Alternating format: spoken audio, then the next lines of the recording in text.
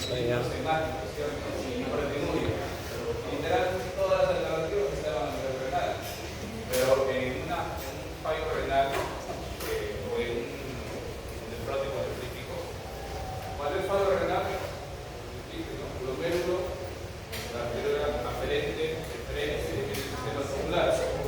Si no afecta el glomérulo, es una renal, arteriola, deferente o aferente o deferente, mayormente la deferente regula. Ahora, hasta ahí no hay barrera de filtración. Para aquellos personas que tenemos que pasar esta barrera de filtración, ¿dónde está?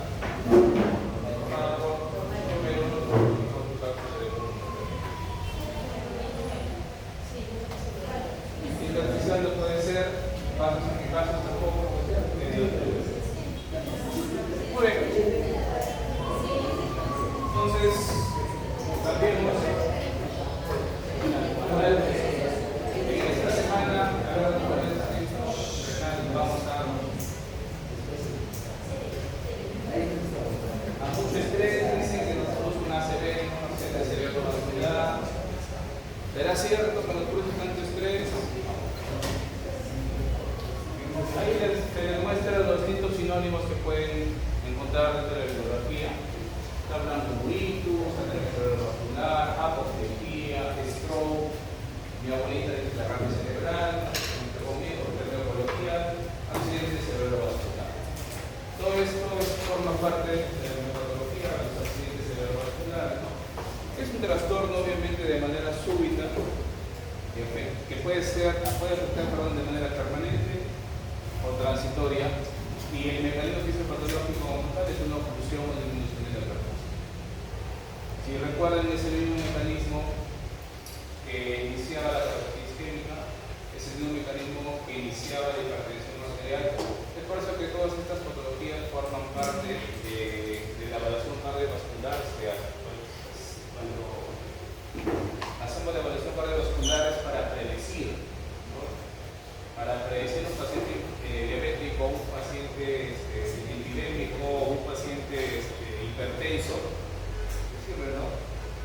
En 5 años, ¿cuál es la probabilidad de que usted me haga un infarto cardíaco o un infarto cerebral? Por eso, en forma de a veces un poco sática, ¿no? De que quiere morir, infarto cerebral o cardíaco.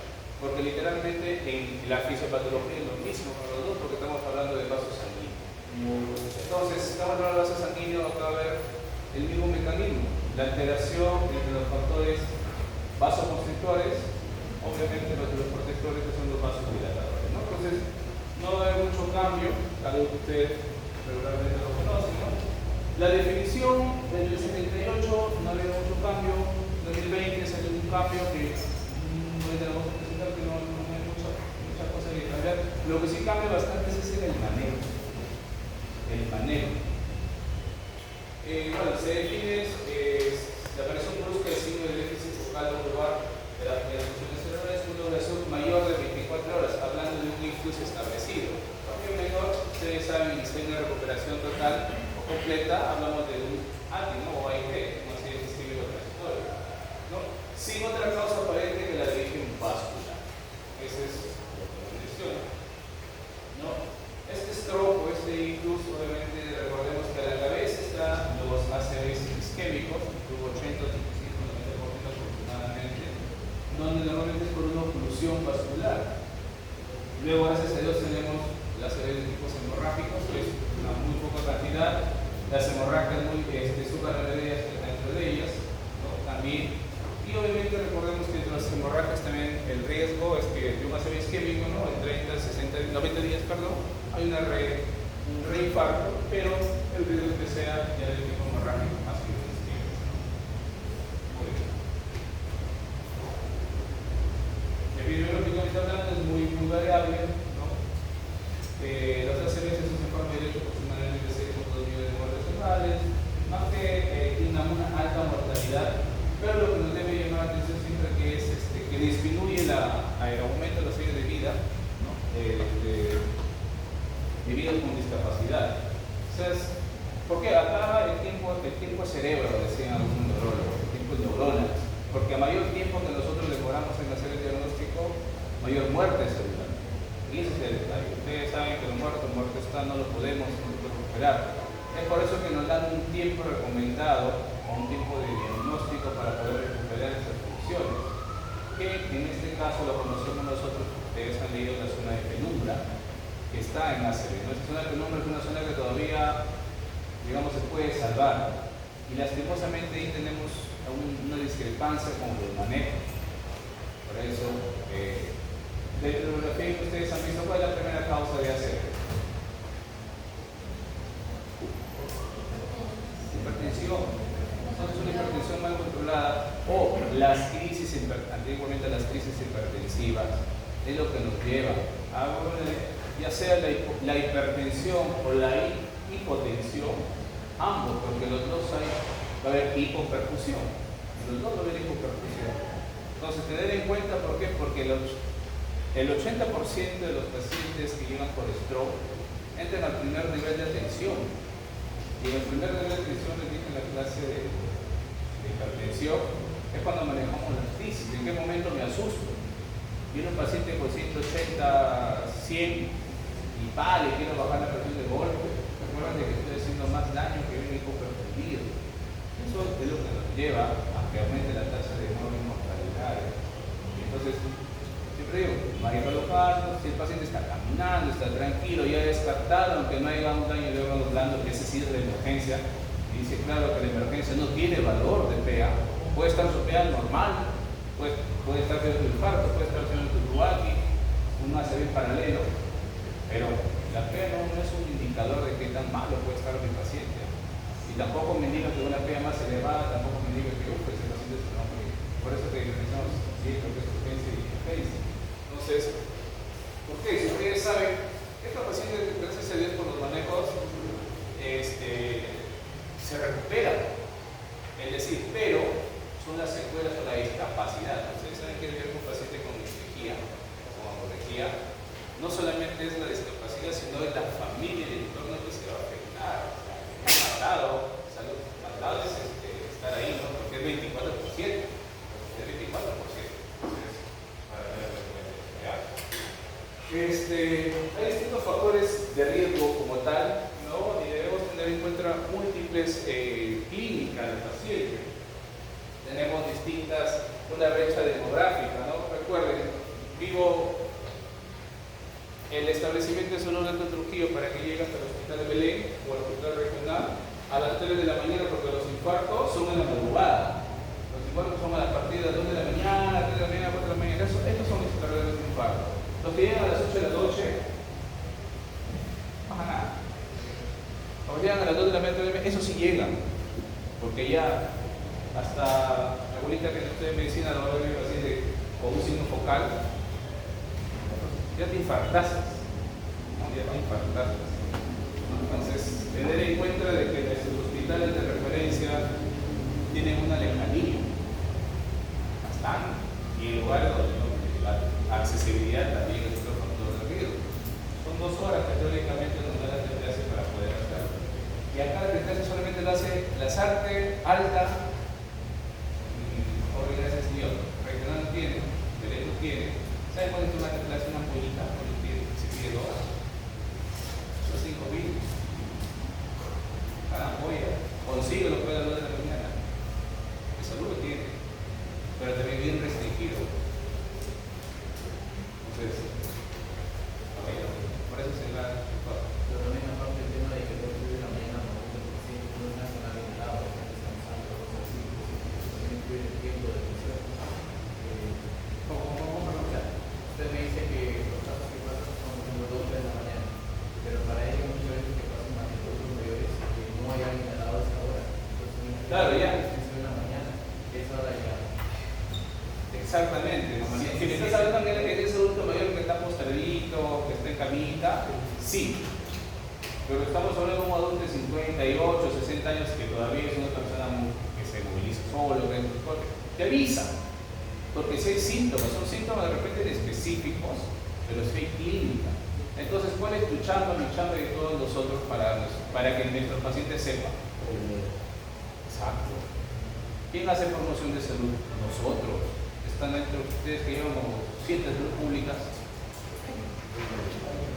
nuestra falla, y usted ve las noticias, o he chancado, normalmente los chancados de los hospitales son los 4 hospitales que tenemos nivel 3. Áltaro mucho, Las Artes sí, Regional y Belén. Así, en ese orden está.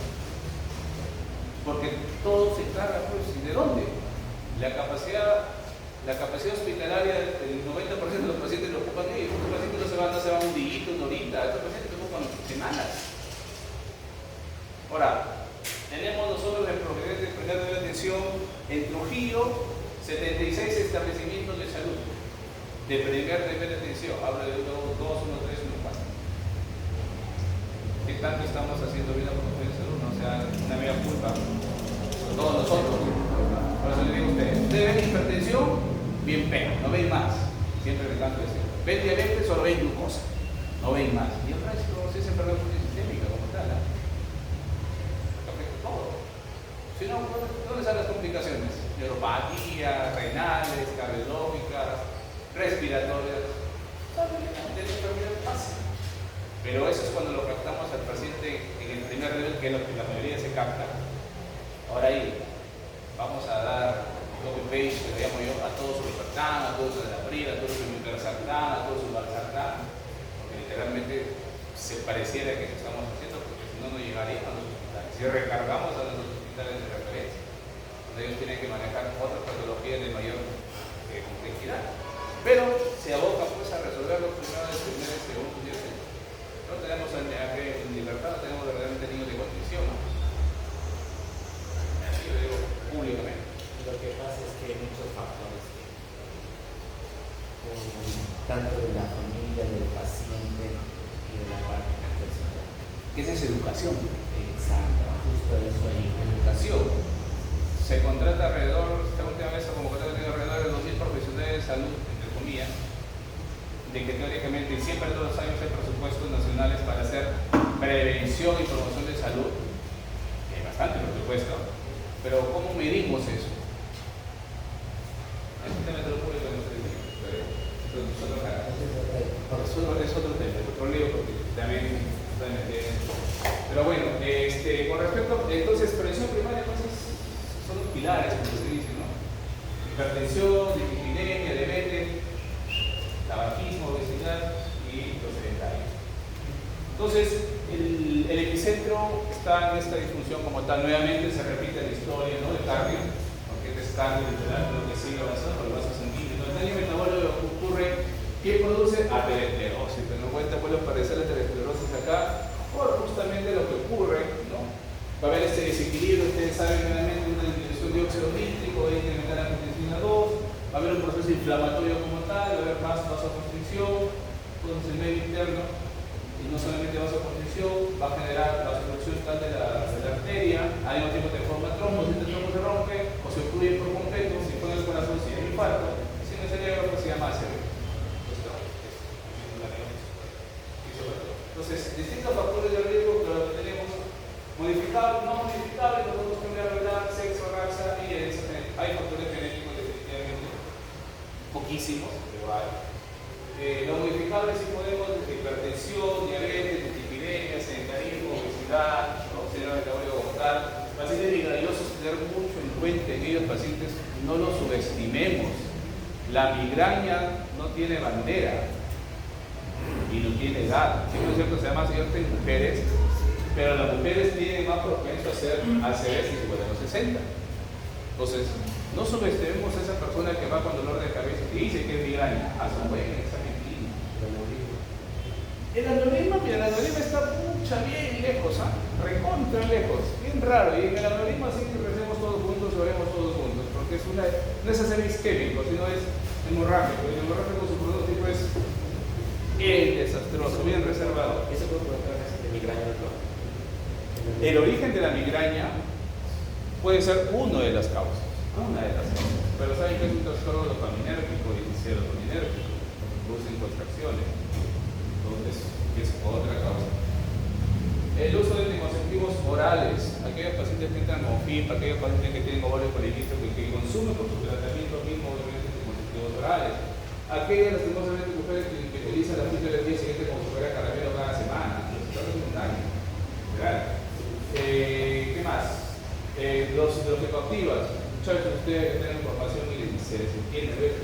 Muchos bebidas energizantes, muchos jóvenes, ven un joven, ustedes 20 años, creen que se ven hermano, entonces todo el mundo se señala. Todo el mundo se señala. Entonces, y encima se meten su energizante con su mezcolanza, su café y toda una merequeteña contra zombie. O sea, sí, se hiperactivan, sí, pero todo tiene una meseta, pues llegamos a la meseta y bajan pero de golpe. Y esa bajada de golpe es lo que les hace daño, literal. ¿Ya? Entonces, al mismo mover está ahí, ¿no? Puede que sí, puede que no. Arritmias cardíacas, la más clásica, la FA, es la que les va a producir trombos que da miedo. Y esa sí le va a inundar trombos por todos lados. Entonces, ¿la edad? ¿Podemos superarlo, mejorarlo? No podemos. El sexo, por más que sean trans, tampoco podemos. Las mujeres que ven pausitas tienen protección, obviamente, por el estrógeno, ¿no? Pasada esa edad, definitivamente cambia la cosa. Aquellos pacientes que han recibido, como dije, terapia en reemplazo hormonal, no protege como tal, va a ser que hay más restricción. Incrementa activamente la raza etnia, mayormente se da ahora en pacientes afrodescendientes, hispanos y asiáticos. Estamos por ahí, se supone que tenemos por ahí esta raza español, ¿no? Recontra mezclado, pero ahí vamos. Ya. Genéticamente, según el estudio de Framingham, hay mutaciones de los genes B, protagonina de 4 a los 5P, que condiciones hereditarias como el parasite, la leucocitopatía y malformación de la pared vascular. Entonces, acá sí me interesa, porque este gráfico es un gráfico genial. Tanto la hipotensión, como les decía, como la hipertensión, ambos me causan daño. Y nosotros bajamos de golpe una pega, incluso el paciente, a algunos pacientes les veo que les dan ahorita los medicamentos de emergencia, como su captopril, el paciente viene loco, se toma en casa, ¿no? Se asusta. Y normalmente el paciente que mira su paz, no mira la paz. ¿Y qué nos importa a nosotros? La diastólica, digamos, entre comillas, es la madre, la que mata. El paciente se asusta con 180 y tiene 80 de pata.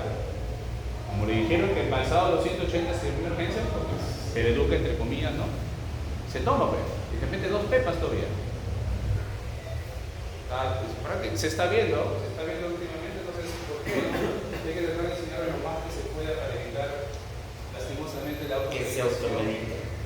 Claro. Y recordemos que no tenemos hipertensión, y a veces tenemos programas tanto en el MINSA como en el salud, tenemos programas exclusivos, digamos, para estos pacientes. Entonces, tenerlo en cuenta ahí.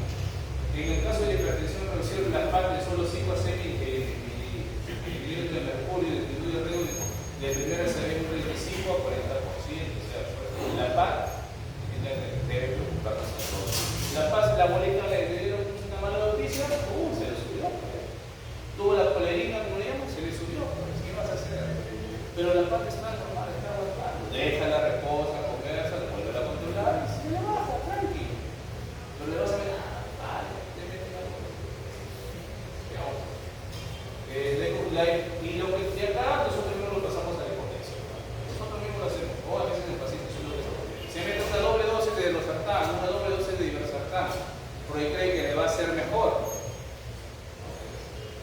Algunos llegan a pensar que quieren curarse rápido y se quedan cortos. Correcto, no hay que enseñar que esta enfermedad ya lo van a tener pues todo el tiempo. La diabetes definitivamente podemos, y el alcohol, ¿no? Miren acá, este es un estudio, porque este es de verdad el estudio del nuevo AJA, donde nos hablan del alcohol. Dice protector. ¿Para qué grabar? Porque no vayan a hacer agravios. No nos está diciendo que hay que beber, ¿no? No les está diciendo. Dice vino rojo, no dice tu forloco, no dice tu ron, no dice tu tequila, cañazo, pico, no dice eso. Pero también te dice la dosis. No dice mezclalo todo junto en un pan y tómate. No dice.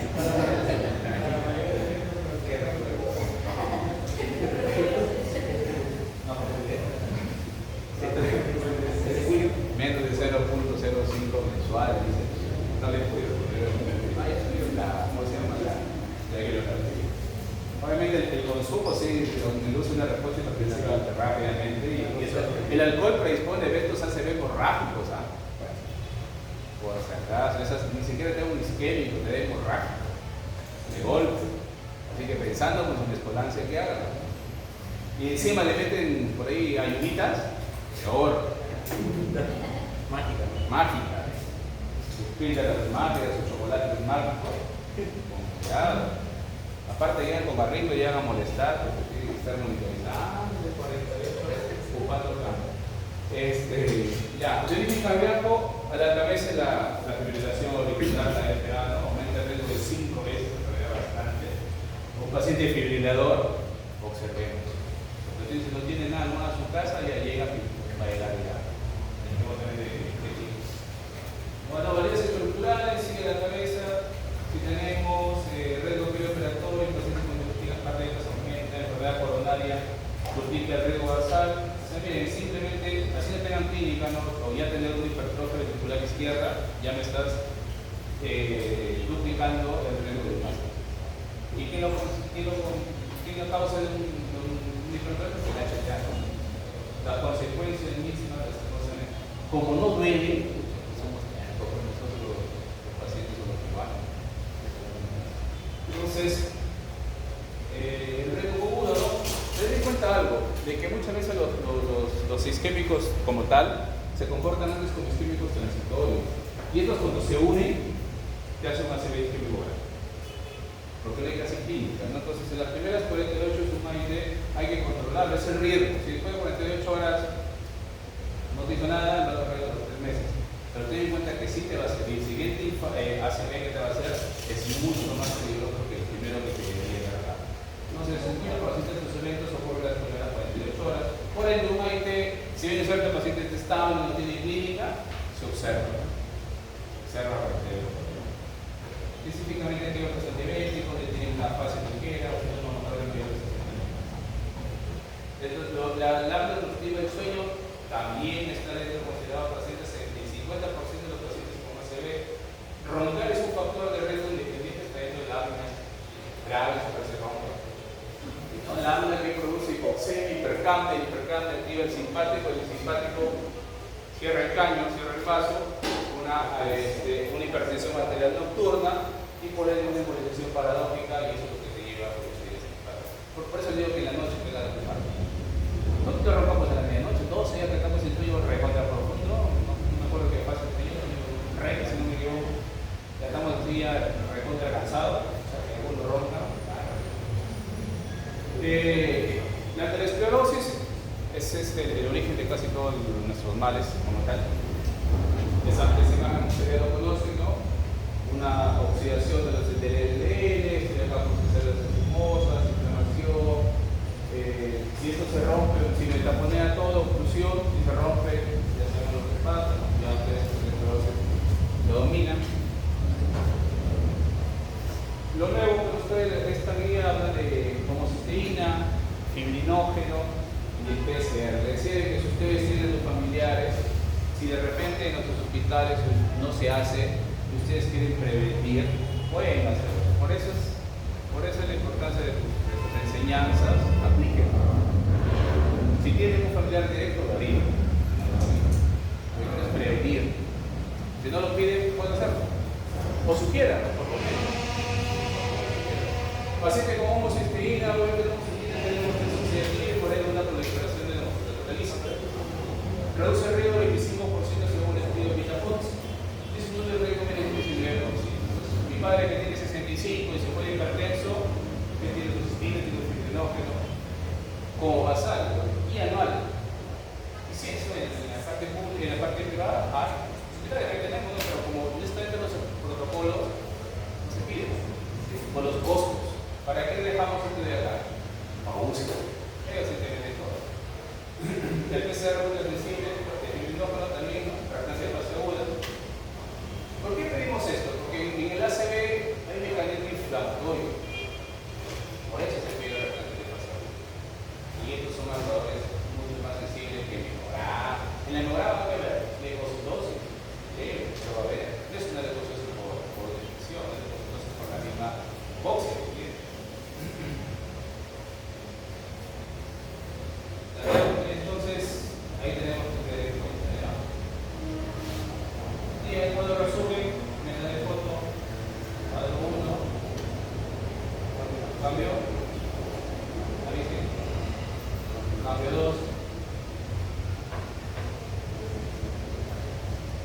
Le dice factor y mecanismo. Cuadro 3.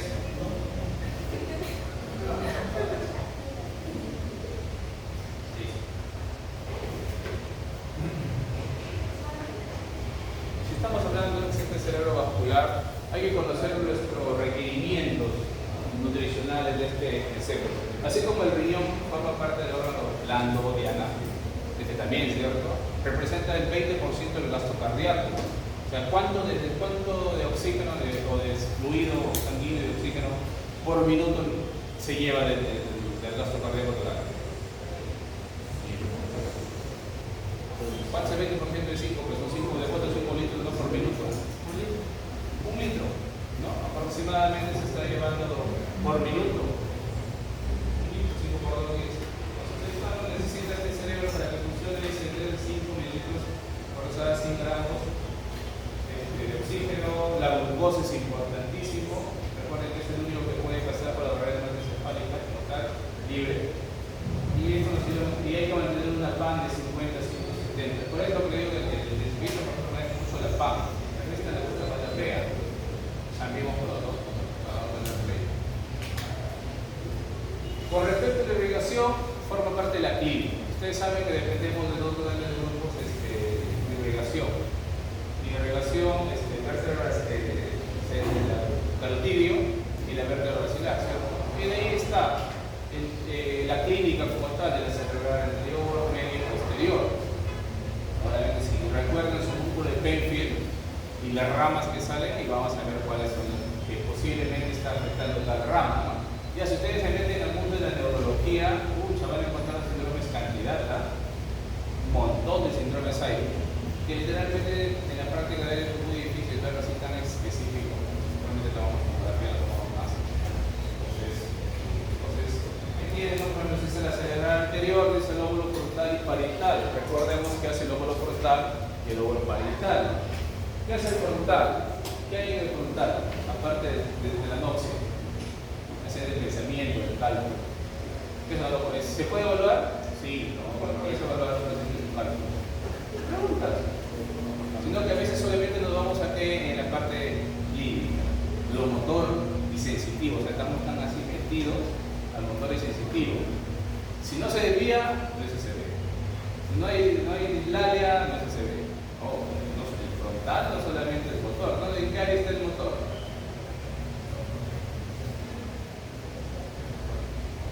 Eso es cuando sale el dolor normal. Recuerda que el dolor no es un ocupando lobo que tira el electrodo al cerebro.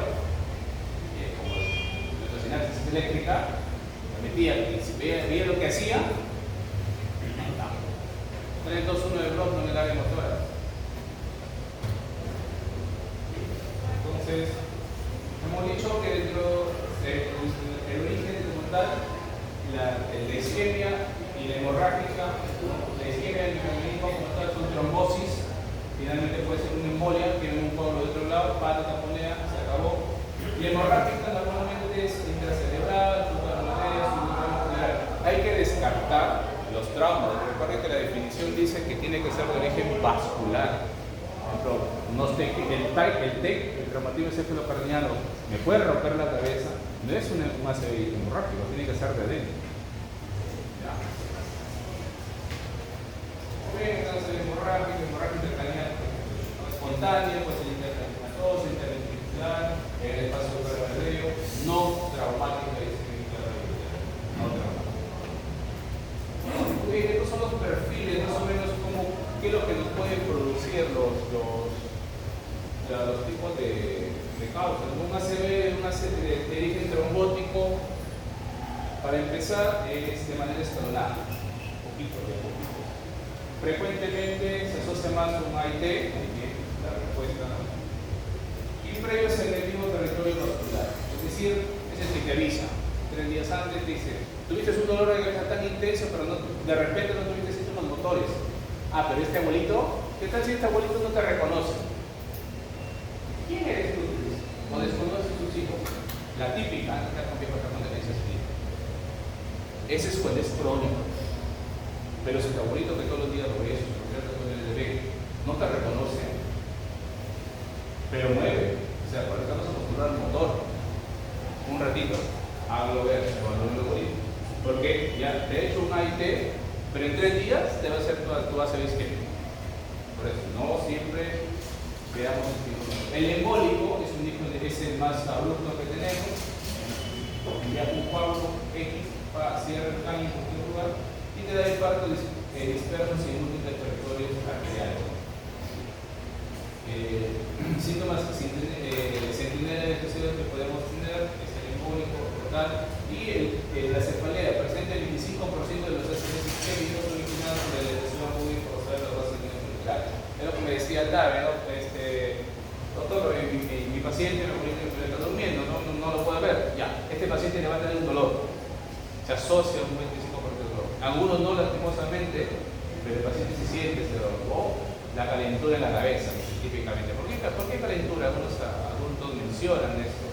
Me está cerrando el caño. Me está cerrando el caño de una arteria, ahí se va a quedar acumulado. La sangre lleva calor, lleva temperatura. Entonces, por eso sí tiene este de acá. Pero es fugaz. Es fugaz. Por eso es importante ver qué cosa nosotros el tiempo, porque para que haga la fibrinólisis, como te hace, la temperatura dice 2 horas. Porque si tú lo haces después de un ACV isquémico, tú le estás pasando un hemorragia porque estás diluyendo. Hay que es un fibrinolítico.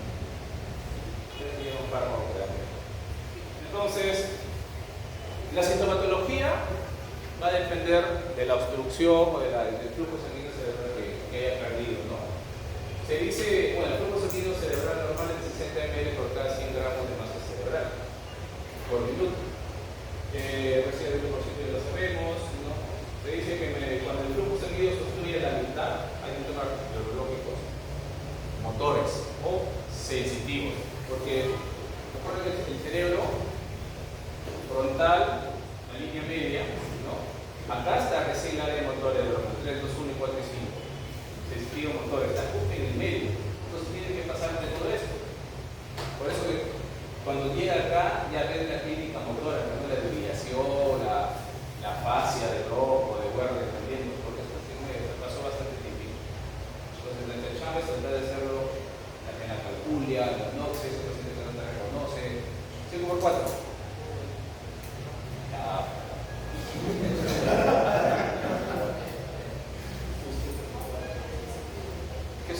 Porque el área frontal es el cálculo, está el área de la memoria, del recuerdo. Por ejemplo, el adulto que recuerda pues su infancia, su niñez, lo que ha hecho, te lo cuenta así bien detallista, ¿no? Es una memoria retrógrada excelente. Su fallo en la nueva memoria, tiene mucha dificultad para adquirir nuevos conocimientos. En cambio, si tú le preguntas a que te da fecha, ¿cómo llora? A ver a nosotros que nos pregunten eso. Si no, esto menos con 20, si no ustedes, pero nosotros fallamos, ¿no? Ya cuando esto pasa, pues me hubiera contestado esa, ¿no? Lastimosamente es así. Acá, por ejemplo, no se pide, ¿no? El electroencefalograma. ¿Por qué se pide? Porque no se le normal, el menor de 20, con mitigación menor de 20 milímetros por cada 100 gramos, abolición de los potenciales evocados, membranas celulares, alteración de la membrana celular, esto lleva obviamente una alteración de la sinapsis, una alteración de los neurotransmisores significatorios como el glutamato, ¿no? Alteraciones iones, acá saben que dio un bandera es el calcio, lo va a activar toda la cascada. O sea, hay tiempo. Para hacer nuestra chamba, para desobstruir el tronco, lo que hay ahí. Ahí te invito. Entonces, todo comienza con una oclusión que me lleva a hipoxia como tal. Ustedes saben que hay hipoxia, habrá disminución de TP, disminución de oxígeno, activación de ácido láctico como tal, porque va a activar la glucólisis anaeróbica, ¿no? Se me va a caer, porque la glucólisis aeróbica, ¿cuántos ATP produce en comparación de la anaeróbica? Para respirar los biotinos, una pierdes en el dato no sé qué, no sé cuánto. Pues la cosa es que no hay una gran diferencia, ¿no? 30 y el otro creo que es 3 a 4 ATP por ciento anaeróbico. Entonces es bastante obviamente la diferencia. Y esto va a generar una acidosis como tal. ¿Por qué? Porque obviamente hidrogeniones como tal, llevan un colapso de las bombas iónicas, es una dependiente de ATP, específicamente sodio, potasio, calcio. Alteración de la gradiente, si pierdes sodio y potasio, vienen los dos edemas que vas a encontrar acá: el edema citotóxico y el edema vasogénico. Y esto va a llevar un poder energético como tal que va a activar, obviamente, si esto sigue, llega a la destrucción, apoptosis y necrosis a nivel de las células de la glía, comenzando por los astrocitos en la cabeza. Entonces, ahí lo tienen, ¿no? La acidosis tisular que se va a dar en pacientes por aumento de ácido láctico. ¿Cuáles son las consecuencias? Y su respuesta: inhibe la fosforilación oxidativa, favorece el veneno citotóxico, libera el hierro iónico, facilitando la formación de radicales libres, ROS. Ustedes saben que hacen los ROS, ¿cierto? También, por otro lado, la depresión de volumen, de ATP, perdón, hay alteración de la evolución y las protestas bombas son dependientes del ATP, son un transporte activo. Después, alteración de la recuperación de la membrana, como consecuencias, se transmite por la zona internumbra, esa zona que todavía se puede recuperar, todavía hay, ¿por qué? Porque todavía tiene ese ATP, todavía puede recuperarlo. Sigue aumentando, consume la energía residual y finalmente agrava el déficit energético inicial. Luego viene el otro mecanismo como tal, es la famosa excitotoxicidad. Obviamente que es la excitotoxicidad es el proceso de daño neuronal causado por la sobreactivación. Todos tenemos neurotransmisores que nos producen tanto excitatorios y inhibitorios. Tenemos el glutamato, el NMDA, N-metildiaspartato, que son estos neurotransmisores. Y acá el que nos produce daño, lo llama mucho la atención, es el glutamato. El glutamato es excitatorio, pero si tú te sobreexcitas, ya te hace daño. La sobreexcitación te hace daño. Entonces, una liberación masiva de glutamato produce literalmente una destrucción neuronal y te da el edema citotóxico. Y tienen la respuesta: cuál es el neurotransmisor del edema citotóxico y cuál es el principal neurotransmisor del edema vasogénico. Son dos edemas en ACV como tal. Entonces, este edema citotóxico va a aumentar, va a producir liberación masiva de glutamato en la individual sináptica, como ven acá, ¿no? Por más que haya tanto glutamato, si no hay receptores para que puedan hacer, obviamente, cuando hay tanto, ¿qué va a pasar con estos receptores? Ustedes saben que la transmisión sináptica necesitamos el ion para que haga la chamba, que es el calcio. Entonces, cuando hay una descarga excesiva, también el calcio se va a alocar, no va a saber qué hacer y también va a responder con un aumento del calcio de manera abrupta. Y esto es lo que nos produce el daño como tal, ¿no? El fallo, ¿cuál es la falla? Falla la recaptación, tanto que no puede el organismo. Los astrocitos, que normalmente son los que deben limpiar, hay tanto que lo van a poder, lastimosamente. Entonces, una vez que viene el glutamato en la neurona sináptica, comienza el calcio. Pero el calcio que se encuentra en el nivel del citosol de la otra neurona, de la neurona postsináptica, lo que va a hacer es que va a generar, activar otras enzimas, como proteasas, lipasas, nucleasas, que literalmente va a destruir esta neurona, ¿no? Estas células. Primeramente comenzando por el citoesqueleto y la membrana. ¿Qué más va a hacer también excitotoxicidad? Aumentar la síntesis de óxido nítrico y formación de peróxido nítricos, que son radicales libres, que son letales para la membrana. Por ende, un desacoplamiento mitocondrial no va a alterar más la fosforilación oxidativa y por ende te lleva directamente a la anemia. Ahí está la función resumida de qué es lo que hacen cada una de las sustancias que son activadas por el calcio: fosfolipasas, la redundancia, membrana; proteasas, las proteínas de membrana; endonucleasas, hablamos de fragmentación del núcleo, ¿no? Adquisición del ADN, dando una muerte programada; la síntesis de óxido nítrico sintetasa, aumenta el dióxido nítrico generando radicales libres. Como todavía hay chance para que se dé este proceso, porque todavía tengo ATP o la glucosa anaeróbica, ahí se forma la zona de penumbra.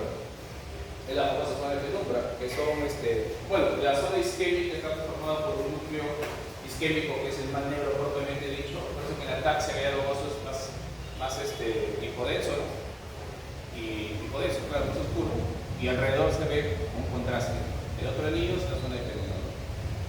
Ese tejido de riesgo, el tejido de riesgo, pero potencialmente salvable, ¿no? Las neuronas están estructuralmente intactas, pero no funcionan adecuadamente. O sea, no mueren, pero su función no es adecuada. Están entre sí o no. Es decir, no producen impulso. Y esta disfunción es reversible si podemos restaurar el flujo sanguíneo. Y eso es desechado. En zona de penúmero, entonces, ¿a qué flujo sanguíneo se da? Respuesta entre 10 y 20 mililitros. Esa es la zona de penúmero. La zona de isquemia de infarto, propiamente dicho, menor de 10 mililitros por minuto, por cada 100 miligramos.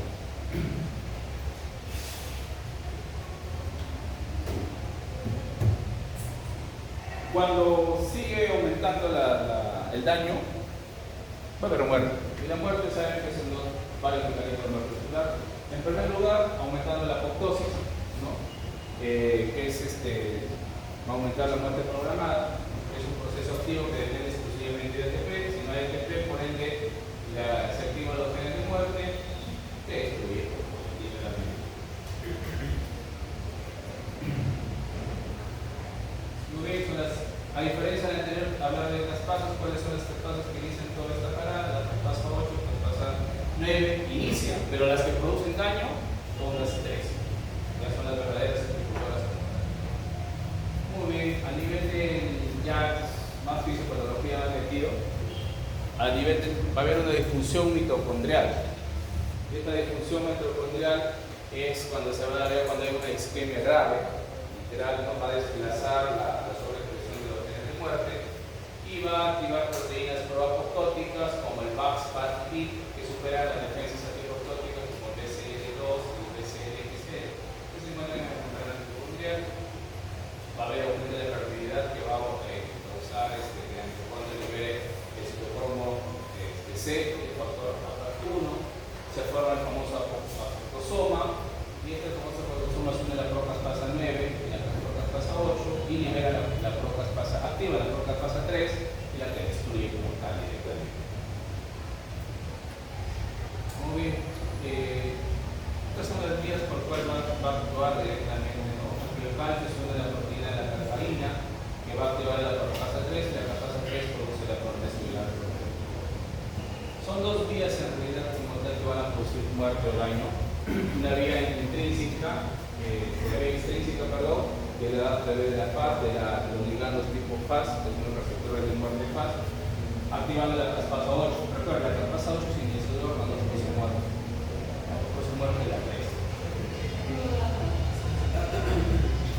Entonces, este es el resumen en realidad: hay toxicidad, muerte celular, inflamación, el edema citotóxico, como hecho se forma por el glutamato. No, ahí están los dos tipos de muerte. Va a haber necrosis y apoptosis como tal. La necrosis es depresión total súbita del ATP. Se da por activación precoz de traspasa 8 y 3. Va a haber colapso energético. En cambio, la apoptosis, flujo residual de ATP. Todavía hay generalmente excitotoxicidad instrumental, inducción genética, fenómeno de muerte neuronal también por las capas de 3. Esta en resumen como tal. La necrosis depende de ATP, no depende de ATP, está completamente ausente, no apoptosis, hay ATP todavía, en la necropoptosis, variable, autofágica igualmente, proceso inflamatorio, la necrosis es exclusivamente por inflamación, la apoptosis no hay eso, y la necropoptosis es mixta. Muy bien. ¿Hay un proceso inflamatorio? Claro que sí, un proceso inflamatorio estéril porque no hay microorganismos. ¿Y por qué se da este proceso inflamatorio? Por los mediadores. Por el inflamatorio, el factor neuronal, interleuquina 1 beta, interleuquina 6, los ROS y el óxido nítrico de las proteínas. ¿Qué es lo que hace? Pues degradación de las estructuras, exacerban el daño y aumento de la permeabilidad vascular. Al aumentar la permeabilidad vascular, ¿qué te produce? Edema vasogénico. El citotóxico, neurotransmisores. El vasogénico, inflamación. ¿Ya? Inflamación.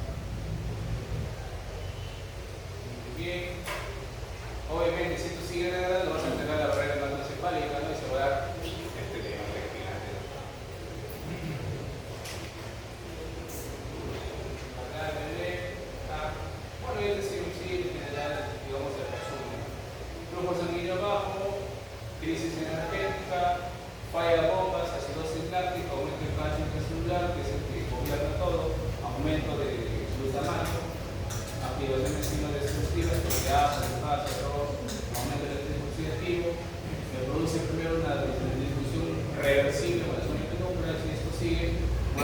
neuronal relacionado con apoptosis por necrosis. Mismo.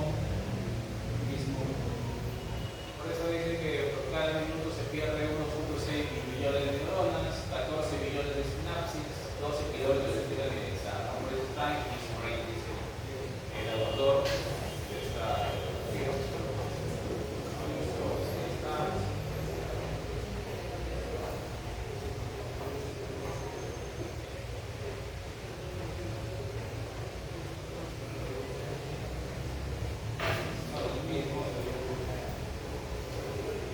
Bien, si vamos a los tipos, ya se ve clínicamente los AITs a la cabeza, ¿no? Son episódicos, por nosotros, pero gracias a los breves, hay una recuperación completa, son predictores de infarto cerebral, de infarto cardíaco, causa principal, aterosclerosis, etiología como tal, émbolos fibrilos plaquetarios, síntomas, depende del territorio que afecta, obviamente, ¿no? Por la irrigación como tal de la arteria. En el caso de este de acá, no sé, Harrison lo menciona como general, hablan de territorio vascular carotidio, cerebral anterior, medio y posterior. No les hablan más. Hablan de síndromes, hablan de síndrome de primera motoneurona, segunda motoneurona, el Brown Squad, de Sauer, es un montón, pero para la práctica de las tres grandes ramas. Circulación anterior, obviamente lo que más o menos va a producir el síndrome clásico, ceguera, monocular transitoria o amaurosis fugaz. El paciente te dice, no, pucha doctor, se me nubló la vista, ¿no? No veo, pero es fugaz. O sentí ese dolor de cabeza y ¡pum! Y se me nublaron las vistas, la recuperé. Amaurosis fugaz. Una de ellas, ¿vale? Causada por isquemia de la arteria retiniana, que forma parte de la arteria, es una, digamos, es una premonición de un ACV de este territorio vascular. Y la cerebral anterior, como tal, ya sabemos lo que irriga, ¿no? Pero digo, acá repasen, para que no se aprendan todos los síndromes, sugerencia, recojan su libro de neuroanatomía y chequen qué irriga cada arteria. Específicamente hablo del PEMFE, de los mismos del PEMFE, porque te dicen qué es lo que va a afectar en orden. Por eso ese músculo se inventó. La cerebral anterior también tiene un déficit ya cuando llega al área motora de Brodmann, ¿no? 321. Hablamos de la corteza, hablamos de disparesia, pérdida sensorial contralateral, síntomas asociados sin incontinencia urinaria en algunos de ellos. Cuando un paciente simplemente convulsiona y con reacción de esfínteres, ya sea urinarios o de defecación, cualquiera del problema. Y son los que nos van a producir a nosotros este tipo de cosas. Son los que nos dicen. Clínica como tal exactamente no lo van a tener. Pero nuestra chamba no es decir lo que sea de la cerebral media anterior, rama sub 5, C6. Ninguno pedimos una angiotap, hay que ser realidad, es bien realista. No pedimos angiotap, un angioresonancia para que te lo carguen y te digan exactamente de qué ramita de la arteria. Pero no tenemos un cuadro ocular. La chamba es ver que no haga simplemente un stroke.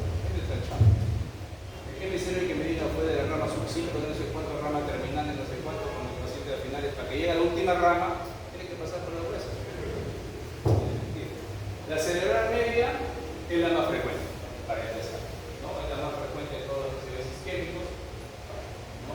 Me va a dar una hemiparesis de sensorial contralateral. Acá es rostro, brazo, en la anterior es de rostro, pero pirámide. Como es por irrigación, la área de Brodmann, ¿no? 22-23, 41-42 de Brodmann, que habrá una fase de FC motor exclusivo. División inferior provoca hemianopsia homónima contralateral, como es abajo, estamos en la temporal, tenemos la área de Wernicke, que es una fase de Wernicke que el paciente comprende, pero cuando te habla otra cosa. En cambio, en la división superior, pues te habla, seguro. En cambio, acá tú le preguntas cuál es tu nombre, te dice cualquier otra cosa menos tu nombre. ¿Ya? La posterior, por irrigación, sabemos que sí o sí tiene que ver un síndrome ocular. Hemianopsis a la cabeza. Hemianopsis a la cabeza.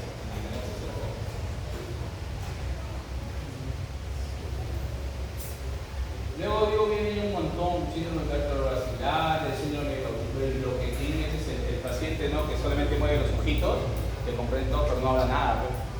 Síndrome de cautiverio, digamos.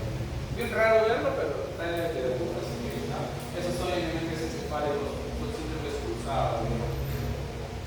Los infartos lacunales es por una lipoamilosis.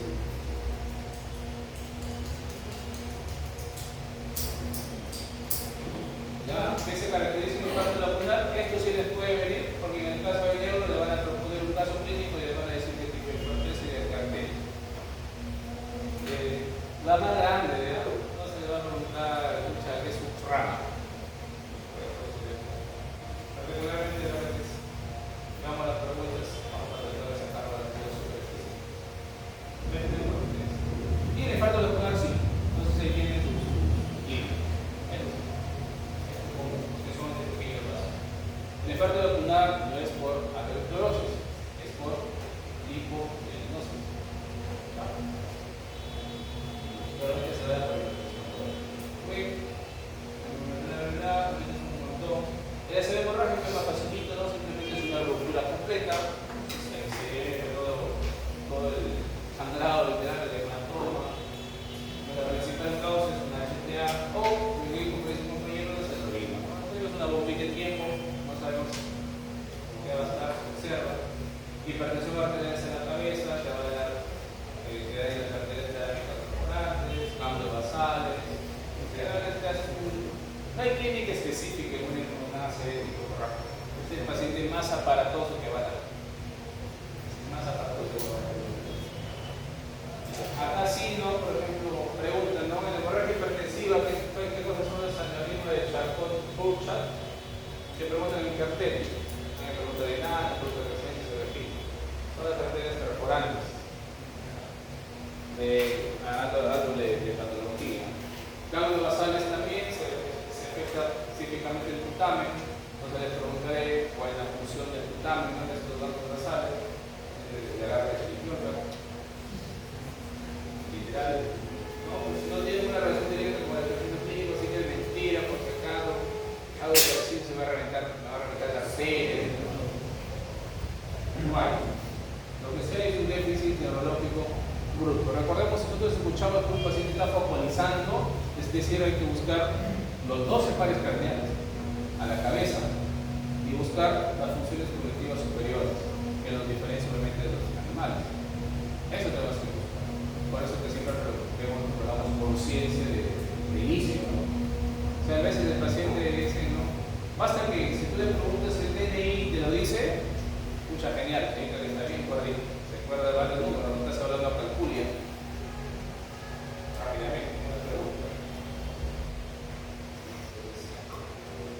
Debo bien, bueno, el algoritmo diagnóstico es clínico. No sabemos de que debemos diagnosticar SB en menos de un minuto, es lo que nos enseñan y lo que debemos hacerlo. Buscando, si ustedes hay varias escalas, si ustedes utilizan la escala de Cincinnati, que es la que está, digamos, es la de moda, literal, nos lleva tiempo. ¿Por qué? Porque Cincinnati solo evalúa un motor. Es normal. Entonces ustedes crean su propia escala. ¿No? El Cincinnati o FAST, que es la escala Raver que nos habla la guía americana. ¿No? Si tú lo ves un paciente con la cara torcida, tú vas a decir que ya focalizó. ¿Hace cuánto? No sabemos. Y hay que diferenciar, esa es la pregunta típica de examen. ¿Cómo diferencian una parálisis del séptimo par craneal central desde la ACV versus la periférica? La periférica es la más común. Las primeras causas de periférica son virales. Son virales. Es por eso esos pacientitos dentro de las primeras 24 horas hay que darles. Pero hay que ver si verdaderamente es una periférica versus una central. Busquen, son tres diferencias y les voy a tomar en su pretexto. Acá, igual, no motor, si se me cae un brazo del otro, pues motor. El habla, un paciente que ya comienza un poco a trabar la lengua, ¿no? También es motor. Por digo, y el piloto dice el time que se llama automáticamente, ¿no? Se va a activar el código. Pero particularmente no ayuda mucho, si se dan cuenta, pero solo evalúa un motor. Ustedes metan lo sensitivo,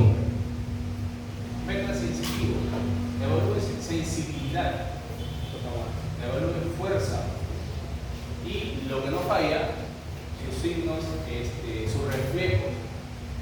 ¿Cuáles son los reflejos que sí o sí debemos evaluar? Y eso el paciente no se va a hacer, ese paciente no le va a engañar. Los reflejos, ¿cuáles son? Fotosensibilidad. Babinski, chapa tu lapicero, chapa tu roja lengua, ¿no? Babinski positivo.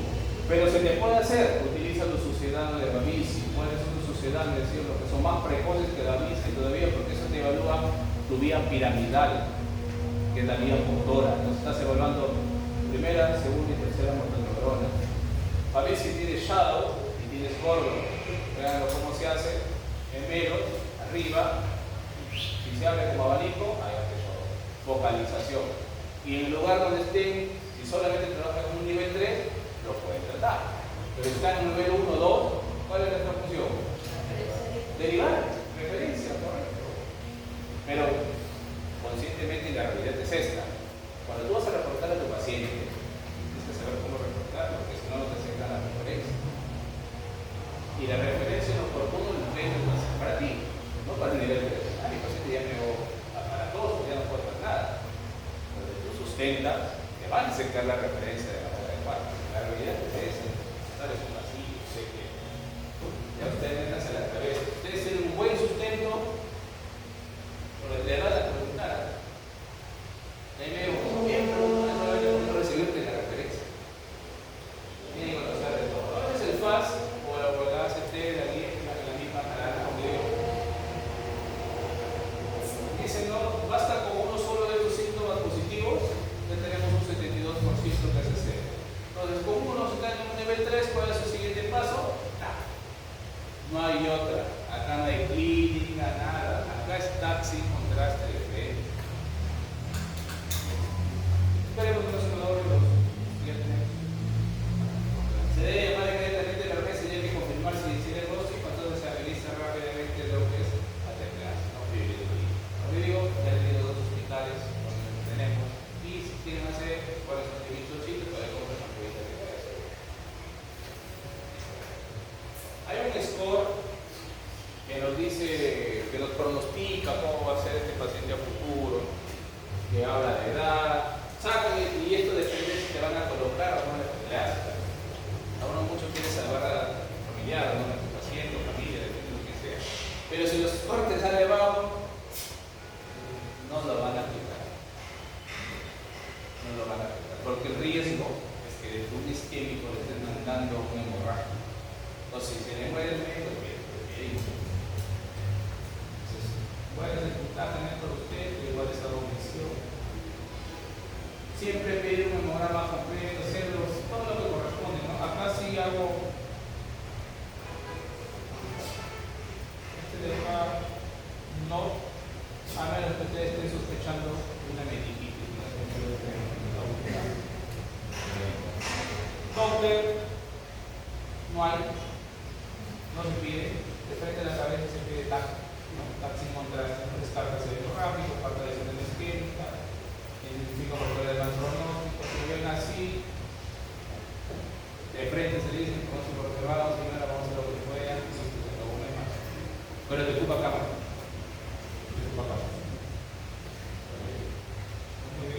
Pronóstico menor de 7, significa un 90% de tener una recuperación excelente. Y así. Mis alternativas en enfermeras anteriormente crearon, por ejemplo, crearon para las enfermeras. Huge. Abrazo rápido, abrazo rápido. Inmediato eso, ¿no? Habla de food de alimentación, habla de emergencia, y ahorita al médico no se puede quedar atrás. Los intensivistas y los emergenciólogos dijeron no me gusta el Huge y crearon el 2K. Que es más resumido, más práctico. Hay de nuevo picones, ¿sabes? Entonces, si de cuenta, no varía mucho, ¿no? Es casi igual con el Huge. No se puede quedar atrás el médico. Habla de glicemias, hay que mantener una glicemia adecuada, una hiperglucemia, porque todo lo que me va a producir daño o perfusión no es bueno. El sodio ni muy alto ni muy bajo, por eso cuando se da soluciones hipertónicas en estos pacientes. Porque el sodio que arrastra, hemos dicho, agua no te produce más, edema, no te conviene, no te ayuda. ayuda. Si ya vas al agua y viene con su amante encima, la única cosa, más hiperglicemia. La hiperglicemia es tóxica. Eso se llama que será tóxica. La hiperglicemia sí.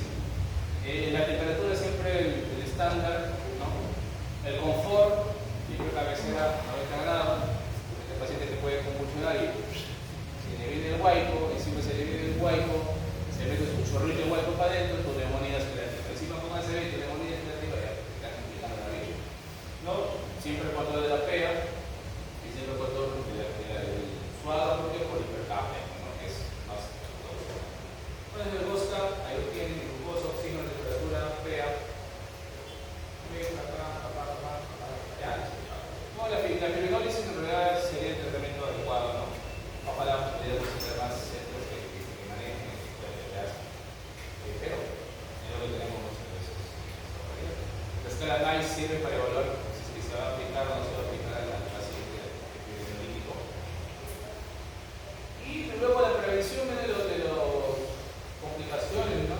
Las complicaciones cardiovasculares, que va a ser una arritmia, que puede ser una infección pulmonar, la más típica, por ejemplo, le damos antibióticos por broncoaspiración, músculos esqueléticos, el paciente probablemente con la plejía se puede caer, si no es abuelito, porótico, fractura, varias cositas. Un sangrado digestivo, siempre su omega para evitar eso, ¿no? Evitar el hipocloromacina. Siempre buscar foco, y todo paciente que se termine su hospitalización o de emergencia busque un foco. Eso es su basal, porque si vas a dar te hace una fiebre, o sea, nunca lo tuvo, ahora lo tiene, o sea, buscar redondo.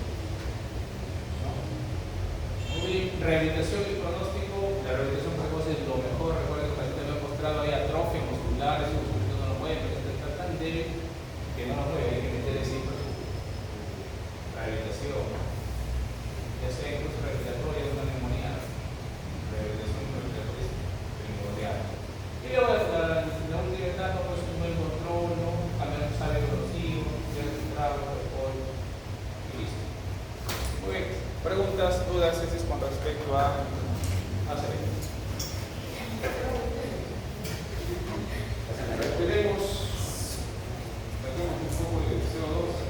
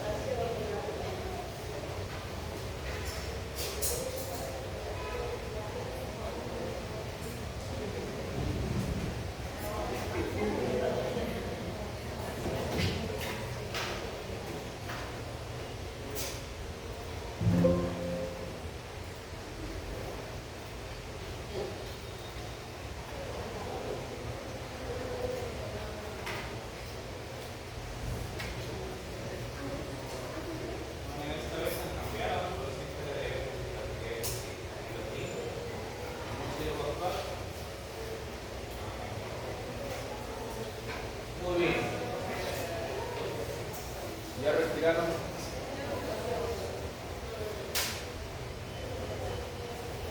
Como el tiempo es neurona, el otro tema son neuroinfecciones. Obviamente es todo proceso infeccioso. Pregunta. Si ustedes saben que la barrera hematoencefálica es impermeable para todo, ¿por qué? Si la barrera hematoencefálica es tan impermeable que no deja pasar absolutamente nada, ¿cómo nos infectamos?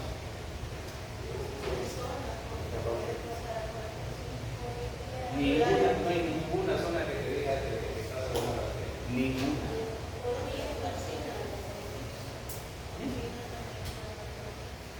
¿Para qué toxina tienes que ver un foco? ¿Para qué la toxina puede pasar por la barrera? La toxina se produce cuando ya el germen llegó a su sitio de origen y se produjo la infección. Pero primero quiero que llegue.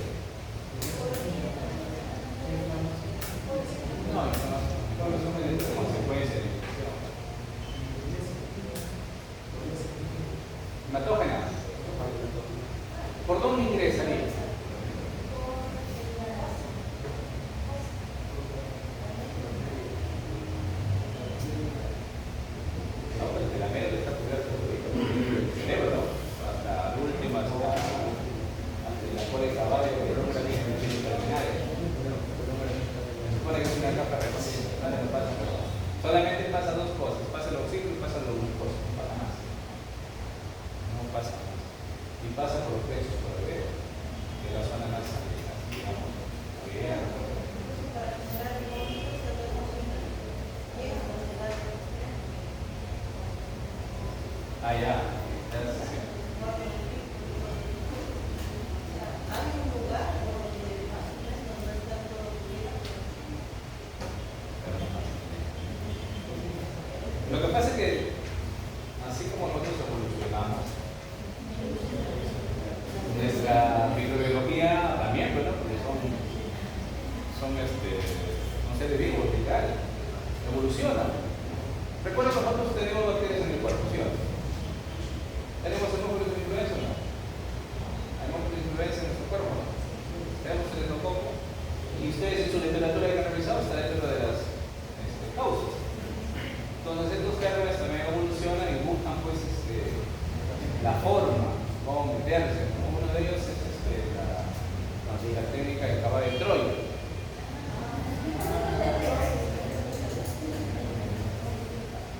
Igualito. ¿Cuáles son las células que siempre van a estar en nuestro cuerpo, ¿no? Las policías, son los macrófagos. Ya vamos dando vueltas por ahí.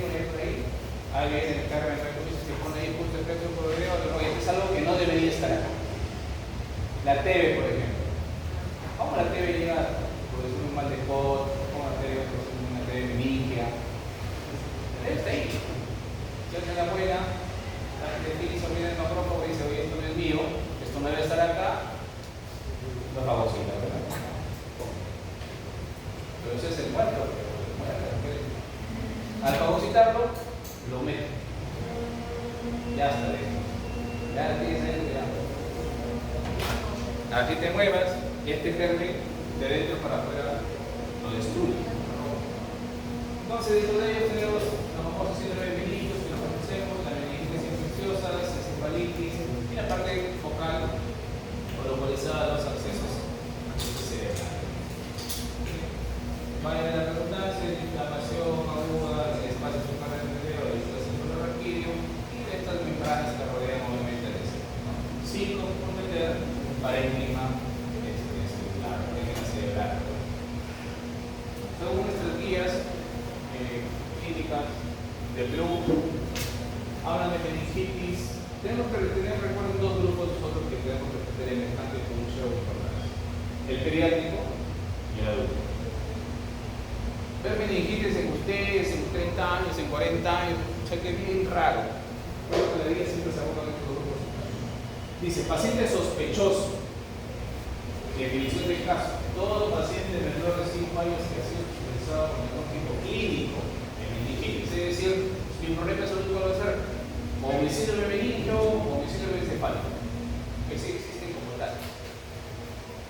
Ahí tienen. Si tienen con esto, mi sospecha alta es esta. Dice, caracterizado por criterio de enfermedad con aparición súbita, fiebre, rectal vaginal y uno más de los siguientes síntomas que se puede decir un síndrome meningio, otra rigidez de cuello.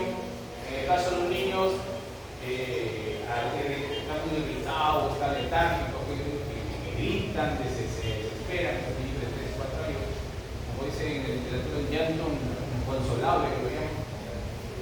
Otros síntomas meningios que puede haber una erupción cutánea petequiana o purpúrica en menores de 1 año, un aumento de la mortalidad anterior, de la última en cerrarse. Y de este sospechoso se va a la parte probable. Hablamos de todo caso sospechoso, de que estos niños sí o sí se alimenten para hacer una función lumbar, ¿no? Para evaluar LCR. Y obviamente que cumpla con los criterios de meningitis, de leucocitosis, va a haber hipoglucorragia, ¿no? Y obviamente siempre queremos pedir, hemos dicho, paquetes como manejaban en artrosis, que también metemos función, artrocentesis. ¿Qué pedimos? Las 3 que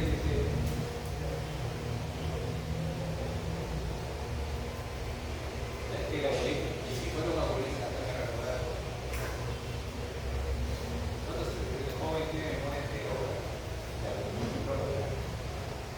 Entonces, cuando tiene lo último más se acuerdan de lo que estudiaba ayer.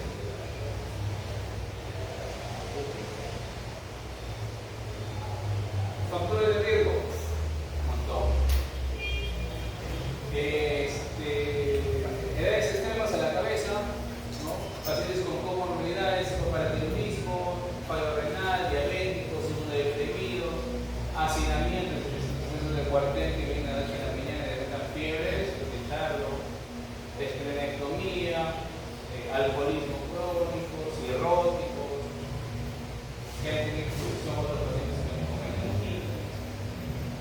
defecto tumoral, traumatismo, una cirugía de ese nivel, talasemia, tuberculosis endovenosa, hidrocefalia, la meningitis infecciosa se caracteriza por la periodicitosis, ¿no? El LCR a la cabeza, la aguda es instalación brusca, la subaguda de días y la crónica semanas. Normalmente, ¿cuál tenemos? La subaguda de los niños, la aguda de los adultos. Por eso la aguda también es una meningitis del LCR, por ejemplo, la bacteria, que la vamos a ver ese como tal, una meningitis piógena o purulenta, y tenemos que olvidar que tenemos también la meningitis aséptica o linfocitaria, que este de acá es un LCR claro, normalmente es virus, fármacos o los cangrejos, ¿no? Los neoplásicos.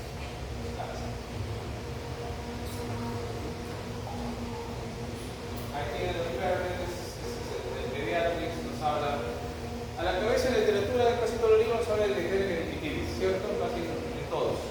Pero eso no va a depender mucho del grupo etario, ¿no? A menor, grupo de menor edad, mayormente son más reactivos. A la cabeza, el poco Galactine, de hace de meses para adelante, influenza también. Pero la influenza, recordemos que empieza a bajar porque todos los años históricamente lo dominamos, ¿no? Asumo que se puso toda la nueva cepa que llegaba a 2017. Entonces, ahí tienen otra balacera. Acá, por ejemplo, nos dan neumonio y meningitis. Meningitis, casi todo. Inmunodeprimido, nos dan sospecha de los negativos, ustedes se hormonas, fractura de cráneo, tenemos con neumonio. Entonces, es por eso que se recuerda que en artritis séptica también teníamos un germen especial y que dentro de la primera medida de la retrocentesis, ¿cierto? ¿Cuál es la primera medida de una sospecha altamente? Si tienen ustedes un longitudinal de Kocher elevadísimo de 5 a 5, el 9% de la artritis séptica, ¿van a ser artrocentesis? ¿Qué van a hacer? ATB, ningún antibiótico. Igualito la tenemos que hacer. A todos no le metemos función lumbar, ATB de inicio. Y el ATB tiene que ser dirigido obviamente al espectro de los agentes etiológicos que estamos sospechando. Entonces, con esto, ustedes que son farmacólogos, ¿qué fármaco le dan?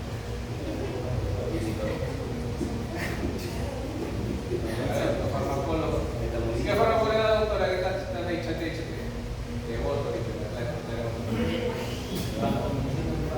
¿Qué fármaco le da espectro para gran positivos y gran negativos por primera medida? A ver. El sector de fármaco se va a bajar ese valor. ¿Están llevando? ¿Ya pasaron eso día uno? Sí. Ahorita están en Mindolonas.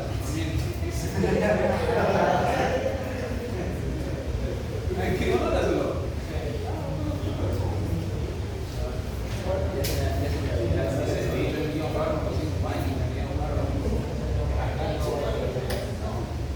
Ya, ya están las vías que la doctora preguntaba. Si estás un paciente séptico, la sepsis hace esto, que fue una pregunta que muchos se atraparon por copiarse en la cual fue la primera pregunta.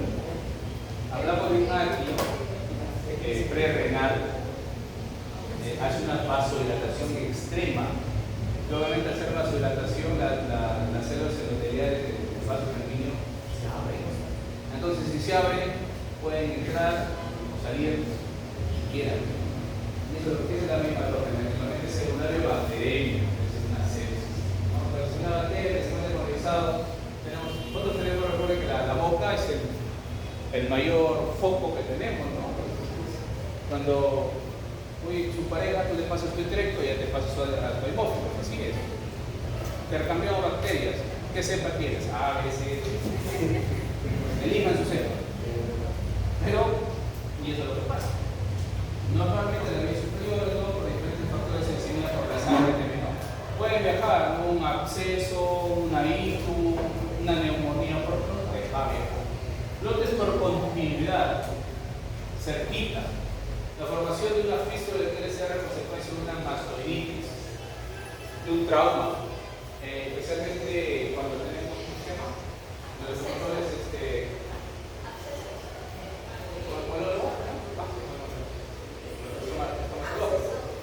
¿no? Hablamos incluso en que fue una de las emergencias de infecciones de piel y parte del blanco. Una pregunta. Y fue una pronuncia de espesa. ¿Y se acuerdan usted de la cura de los distritos de cartera de guerra?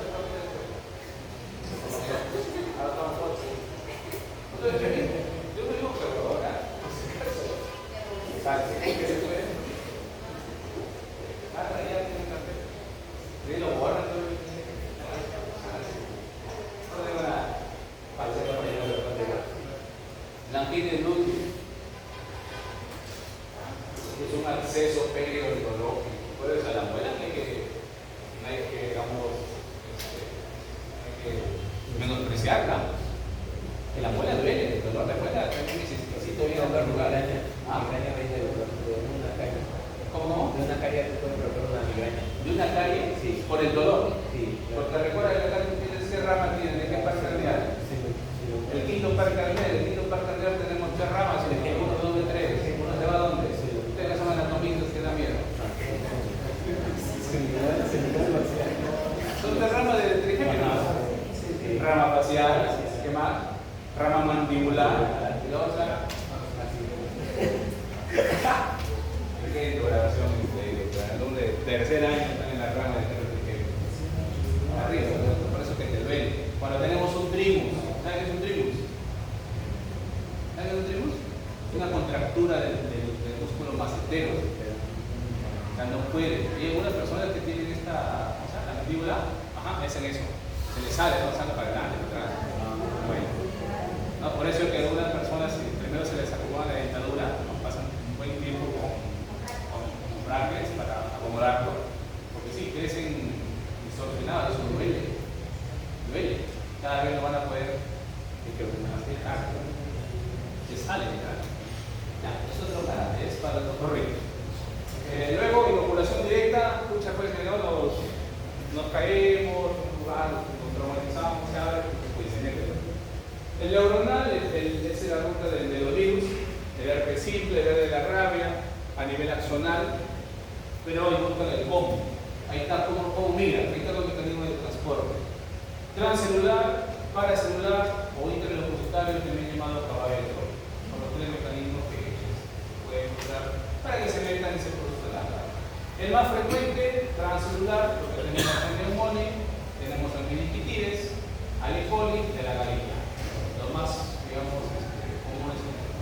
Entra a través de las células, la ruptura de las células intercelulares, el vínculo de compartimentos endosomales. Paracelular logra alterar las uniones laterales de las células, pues, por ejemplo, la borrelia. El caballo de Troya, el microorganismo se aloja en el macrófago o neutrófilo, dependiendo de ello, atraviesa la membrana con el agente dentro, como el estéreo de los citógenes, y está la TV. Por eso la TV da años, después de años, que produce una TV meningia. Ahí están los 3 mecanismos.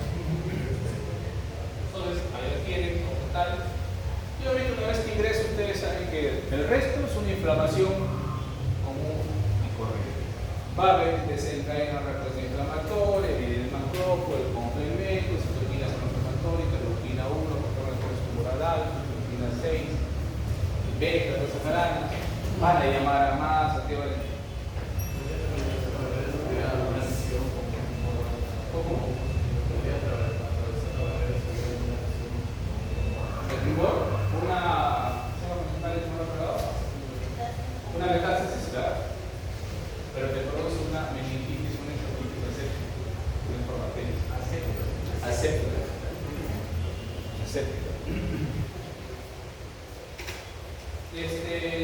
Recuerden que tenemos nosotros, no en esta barrera, la IgA, que es hemoglobina por excelencia, es la actividad ciliar, el epitelio mucoso, que trata de barrer lo que tenemos. La capacidad de supervivencia aquí está alerta con los mismos agentes, tiene complementos entre esa AC4A y C5B, hace quimioterapia, sobre procedización de IC celular, porque están a la cabeza, activa el complemento.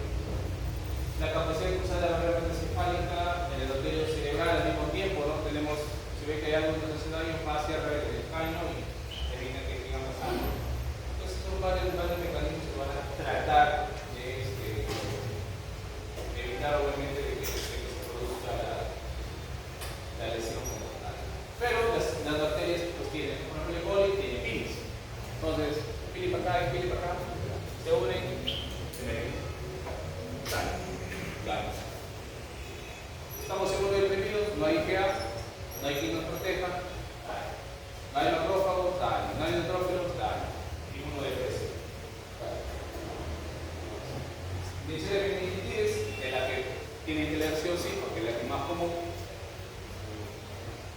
Es la más común. Tenemos 13 serotipos, A, B, C, D. Es más frecuente y fácil en la juventud, serotipo B, ¿no? Lo que se asocia con el tipo gamma-globulina o alfa-globulina, también es más frecuente que tenemos el tipo B. Entonces llamamos bien a todo. Okay. ¿Qué más? Lo otro es el estreptococo neumonal, el estreptococo negativo. Ahora encontramos entonces, si tenemos, vamos a tener siempre el antecedente de una infección respiratoria. A ver, siempre preguntemos qué pasó antes de. No nos aparecerá de la nada. Vamos con influenza, igual, hay serotipos conocidos, el B es más frecuente. ¿Dónde lo encontramos? Infección del oído, otitis, sinusitis, fracturas abiertas o fístulas, alcohólicos, también por ahí están. Las crónicas a la cabeza, la tuberculosis, la brucela, la sífilis terciaria, ¿no? La sífilis, fúngica, criptococos y la cándida. Normalmente se va a dar en pacientes inmunodeprimidos o sépticos. Por ejemplo, el paciente que le dije ahorita ya no le hace nada ni la nerovamo, la colistina. Se ha hecho hay un índice que utilizan fisiólogos que es para ver la probabilidad de hongo. Porque saben que los hongos salen en el cultivo, salen raro que salen en el cultivo de la grasa. Es bien raro, pero si no te mejoras tu paciente séptico, tienes que buscar un tercer agente. ¿Hongo tenemos? Claro que tenemos el hongo. Tú levantas tu pie en un adulto, va a haber hongo. El hongo muy raro son los que se tragan por casi muchas molestias. Entonces, si este paciente está recibiendo flúor, por ejemplo, ¿no? Para tratar de matar a dolor. Pobre estómago, pobre hígado, perdón, pero ya pobre riñón también, ¿qué vamos a hacer?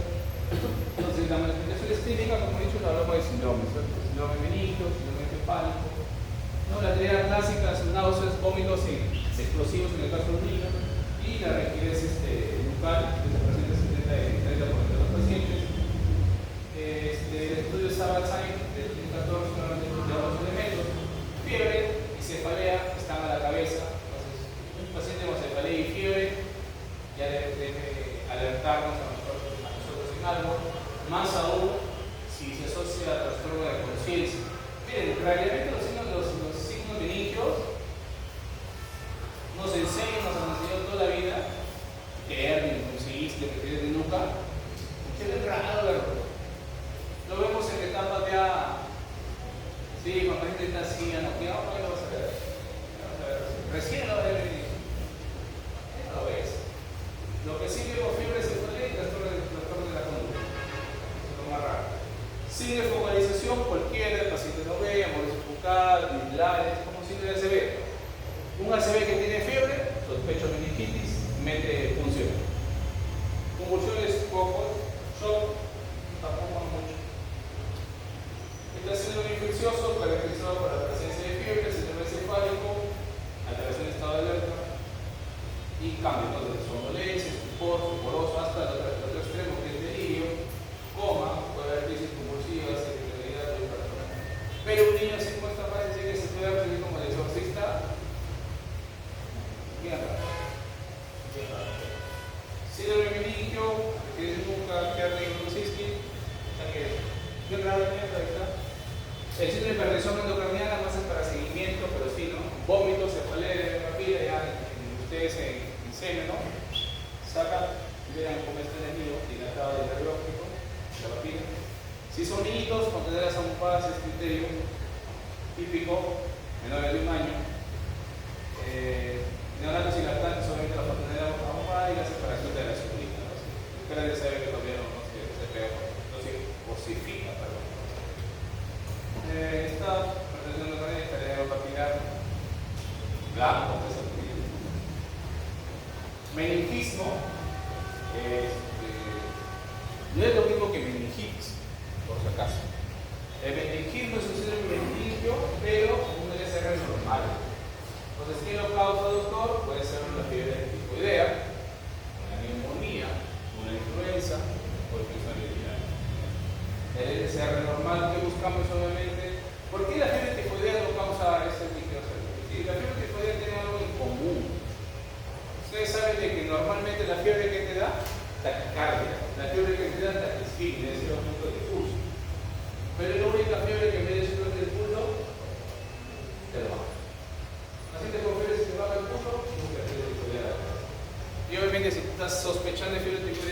¿qué signos tienes que buscar?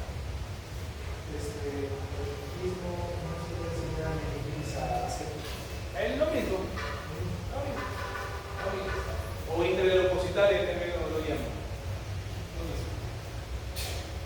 El encefálico siempre se caracteriza a diferencia de la meningitis que la alteración de conciencia. Meningitis casi no hay alteración de conciencia. Y obviamente el encefálico casi el 80% de confusión. Cualquier tipo. Focal, tónico, clónico o ambos.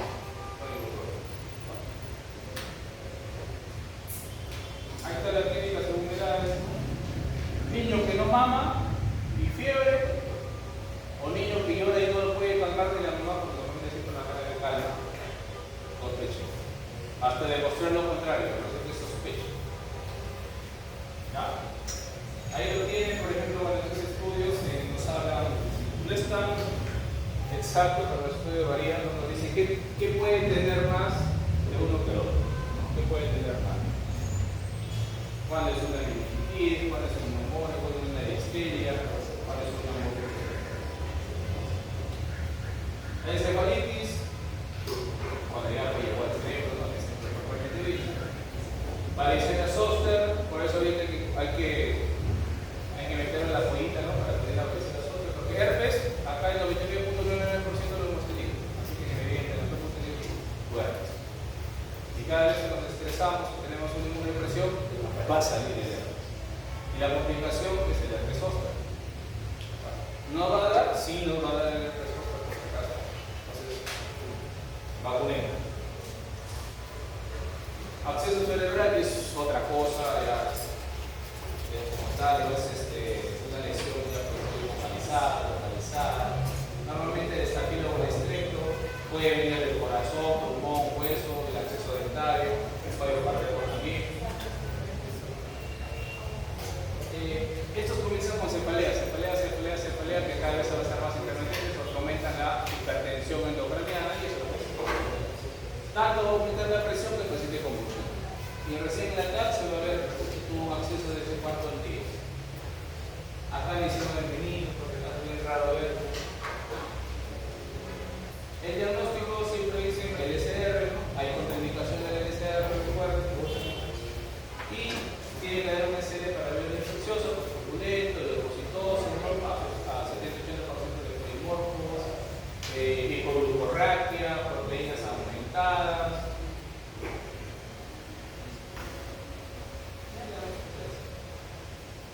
Este es como tal, ¿no? La meningitis bacteriana, viral y tuberculosa. Esto es lo que normalmente le van a preguntar: qué células hay, cómo están las proteínas y cómo están la glucosa. Ahí ya lo